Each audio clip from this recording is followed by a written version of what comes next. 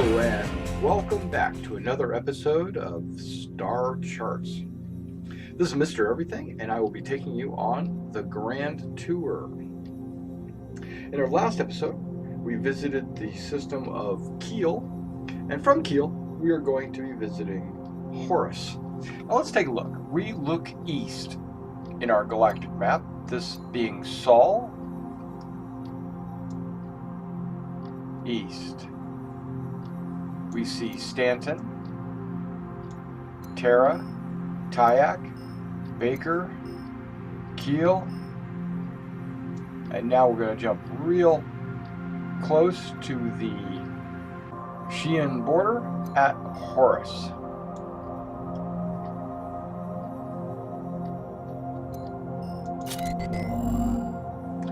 Horus is a 5 AU system, very small.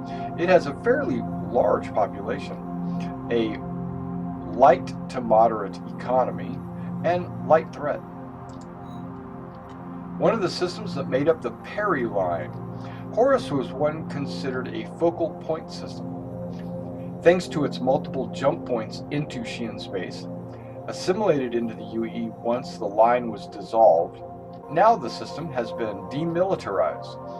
The public have taken up residence on the small planet of Horus 1, while UEE officials study Horus 2 for potential terraforming. Let's travel to Horus. Being in the Keel system, we go to the Keel-Horus jump point.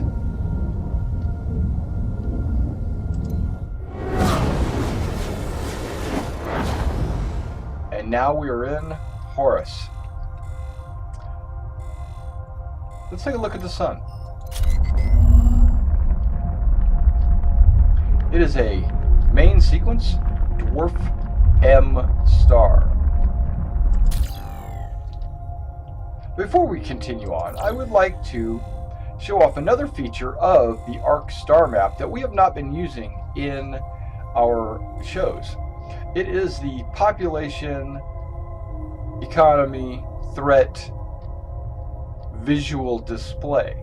So if I go to population, you will see with a kind of an overlay of where the major population centers are in Horus. Now, why would it be here? I don't know. Maybe it's the travel to this point, this cargo going back and forth. And why is there, it's green here because there's quite a bit of travel going to this jump point. Also,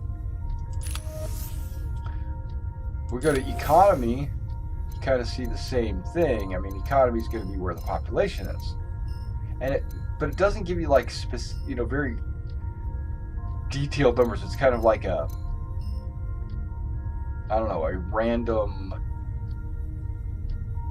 not random, but I mean it's like very generalized is what it appears to me to be. And we go to threat, and of course you get a threat wherever the population is. Even though the overall threat in the system is incredibly low, in comparison to the rest of the system, this is where the highest points are. That's what that is showing. All right, so it's a fairly standard system. We've got our sun, and we're going to go to Serling, which is Horus 1, which is inside the green zone, as you notice. It's a terrestrial rocky, habitable world.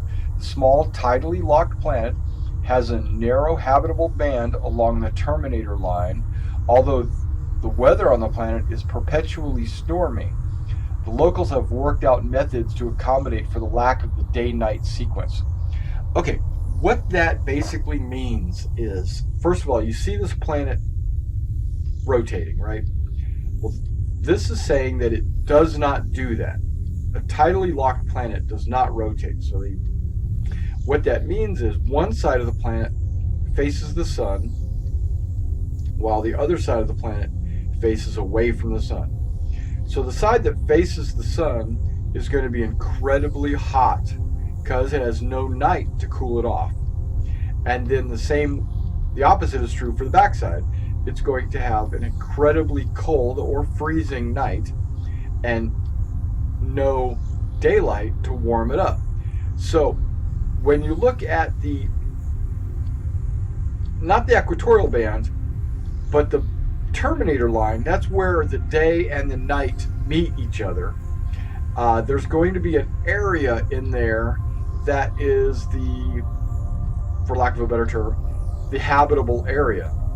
It's a habitable band of it's far enough on the backside of the planet that it cools off, but it's close enough to the front of the planet that it's got sun, so it's right in the middle, and it never changes. It's always going to be the same. But I guess because of that, the weather on the planet has become extremely stormy, and that affects how people would live on that planet. That's going to be an interesting planet to visit, just to kind of see that that tidally locked, habitable zone and all that.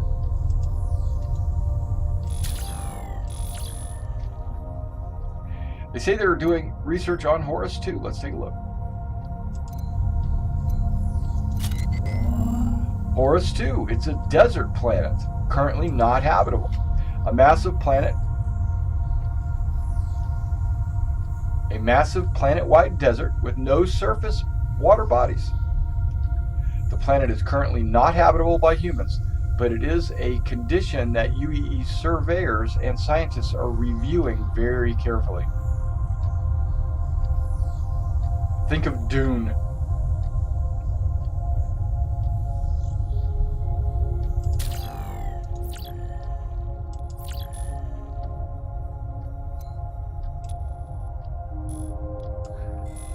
We got the Horus Belt Alpha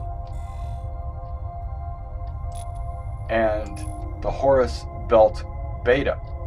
If the systems only have one belt, it shouldn't be called the whatever belt Alpha. It should just be called the whatever belt.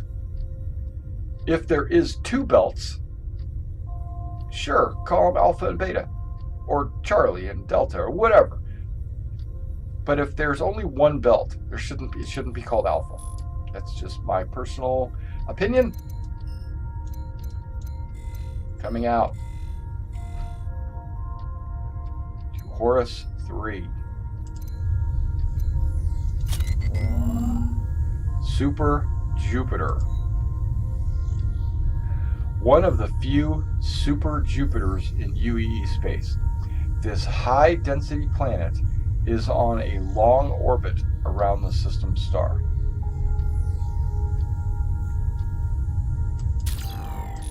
Great source of fuel if you're flying to that area, and it looks like a lot of people will be flying to this area due to the fact that you've got the 4 jump points. You got Horus to Ryla, Horus to Keel, which we use to come through, the Horus to Kaffa, and of course Horus to Gurzil.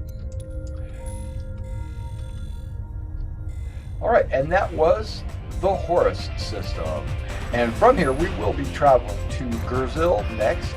And I'd like to welcome you back to our next episode of Star Charts. This was Mr. Everything, and have safe journeys.